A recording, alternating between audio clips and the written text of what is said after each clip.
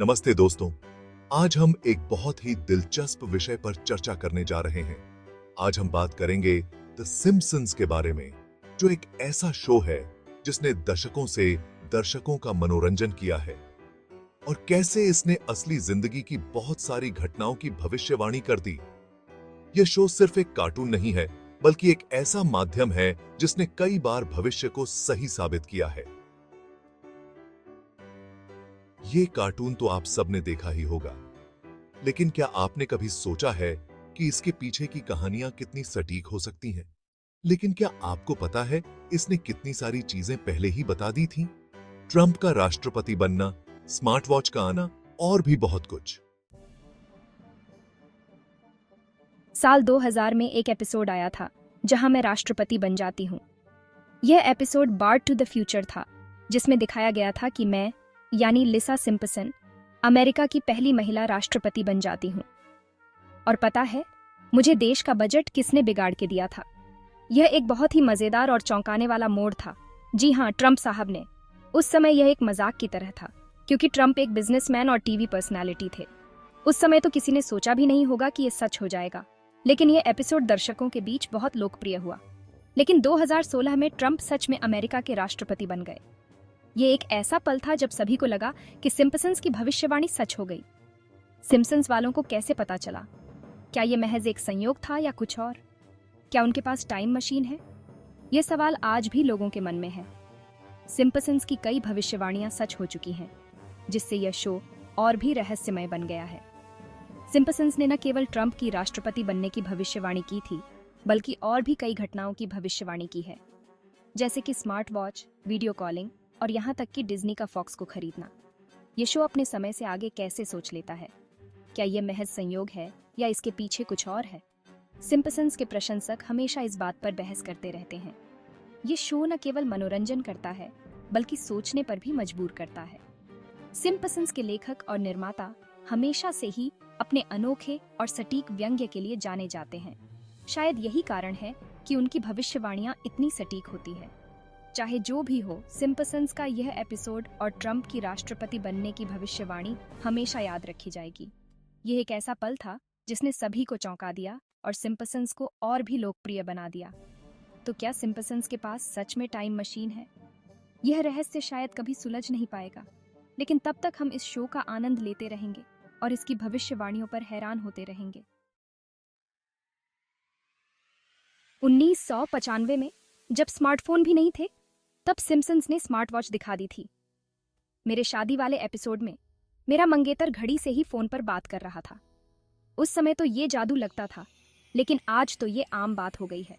Simpson's वाले वाकई में समय से आगे हैं। 1998 में एक एपिसोड में मैं चॉकबोर्ड पर एक फॉर्मूला लिखता हूं। पता है वो क्या था? हिग्स बोसोन कण का द्रव्यमान। ये कण तो वैज्ञानिकों ने 2012 में खोजा था, लेकिन सिम्पसन्स वालों को पहले से ही पता था। मैं तो भाई आइंस्टाइन से भी तेज निकला। 1998 में ही एक एपिसोड में दिखाया गया था कि 20th सेंचुरी फॉक्स डिज्नी का हिस्सा बन गया है। उस समय तो ये मजाक लगता था, लेकिन 2019 में डिज्नी ने सच में फॉक्स को खरीद लिया। अब तो यकीन करने लायक कुछ नहीं रहा। 2012 में सिम्पसन्स ने लेडी गागा का सुपर बाउल परफॉर्मेंस दिखाया था, जहां वो आसमान से उतरती है। 4 साल बाद 2016 में लेडी गागा ने सच में सुपर बाउल में परफॉर्म किया, और हाँ, वो भी आसमान से उतरते हुए। सिम्पसन्स की भविष्यवाणियां तो कमाल की हैं। 1997 में सिम्पसन्स ने इबोला वायरस के बारे में भी बताया था। उस समय तो ये बीमारी इतनी जानी मानी नहीं थी, लेकिन 2014 में जब इबोला फैला तो सब हैरान रह गए। सिम्पसन्स वाले तो हर चीज पहले से जानते हैं क्या? 2008 में सिम्पसन्स ने वोटिंग मशीन में गड़बड़ी दिखाई थी। मैं ओबामा को वोट देता हूं, लेकिन मशीन मेरा वोट बदल देती है। बाद में असल जिंदगी में भी कई देशों में वोटिंग मशीन में गड़बड़ी की खबरें आईं। क्या सिम्पसन्स वाले चुनाव आयोग में भी काम करते हैं? 2012 में सिम्पसन्स ने दिखाया कि ग्रीस दिवालिया हो गया है और उसे ईबे पर बेचा जा रहा है। कुछ साल बाद ग्रीस सच में आर्थिक संकट से जूझने लगा। सिम्पसन्स वाले तो भविष्यवाणी के मामले में बड़े तेज हैं। 1995 में जब वीडियो कॉलिंग एक सपना हुआ करती थी, तब सिम्पसन्स ने इसे दिखा दिया था। आज तो हम सब वीडियो कॉल करते हैं, लेकिन सिम्पसन्स वालों ने तो इसे 20 साल पहले ही दिखा दिया था।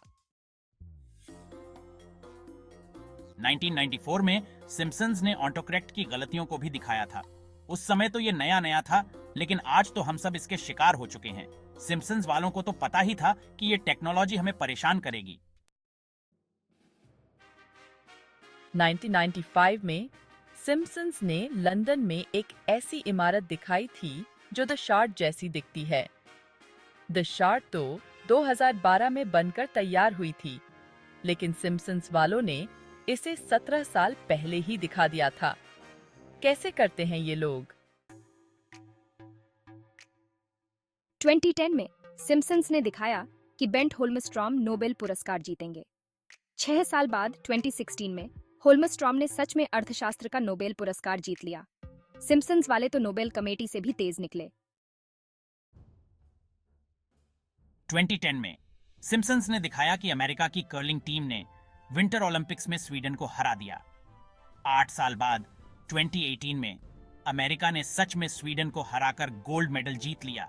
सिम्पसन्स वाले तो हर खेल के बारे में जानते हैं। दोस्तों, ये थे द सिम्पसन्स की कुछ अद्भुत भविष्यवाणियां। इस शो ने हमें कई बार चौंकाया है और हर बार हम सोच में पड़ जाते हैं कि ये कैसे संभव है। कैसे एक कार्टून शो ने इतनी सारी चीजें पहले ही बता दी? ये तो समझ से परे है। क्या ये महज संयोग है या इसके पीछे कोई गहरी योजना है? द सिम्पसन्स के निर्माता और लेखक क्या वाकई भविष्य देख सकते हैं, या फिर ये सब उनकी कल्पना की उड़ान है? क्या वाकई में सिम्पसन्स के पास कोई टाइम मशीन है? क्या उन्होंने भविष्य में जाकर ये सारी घटनाएं देखी हैं और फिर उन्हें अपने शो में दिखाया है? ये सवाल हमें हमेशा उलझन में डाल देते हैं। या फिर ये सब महज इत्तेफाक है? क्या ये सब सिर्फ संयोग है कि द सिम्पसन्स ने इतनी सारी घटनाओं की सटीक भविष्यवाणी की है? क्या ये सब सिर्फ एक संयोग है या इसके पीछे कोई वैज्ञानिक कारण है? आप क्या सोचते हैं? कमेंट करके जरूर बताइएगा। आपकी राय हमारे लिए बहुत महत्वपूर्ण है।